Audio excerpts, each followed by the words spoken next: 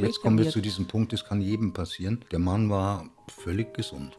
Er war also körperlich topfit, war Sportler, ein ganz normaler Mensch. Deswegen auch dieses kann jedem passieren. Kann es wirklich jedem passieren? Ja, das ist immer schwer zu sagen, aber ich halte es halt einmal für sehr menschlich und naheliegend und es sind einfach Extremsituationen. Er hat zwar ausgesagt, es ist ihm sehr lange vorgekommen, wie lange er sie gewürgt hat, aber es ist schon im gerichtsmedizinischen Gutachten angeführt, dass nicht enorme Kraftanwendung notwendig war. Wenn du einen Menschen erwürgst, normalerweise ist es ja Schwerarbeit, ja. Der Mensch wehrt sich ja, es will eben keiner sterben, ja. Aber sie hat sich auch nicht mehr richtig wehren können. Also im Grunde war nur ein leichter Druck und der halt sehr lange und beharrlich. Also ich kann es schon nachempfinden, ja. Wer weiß, wie sie dann auch andererseits gelitten hätte. Sie ist gegangen als diejenige, die sie war. So empfinde ich das, ja. Und so hat er das auch gesehen.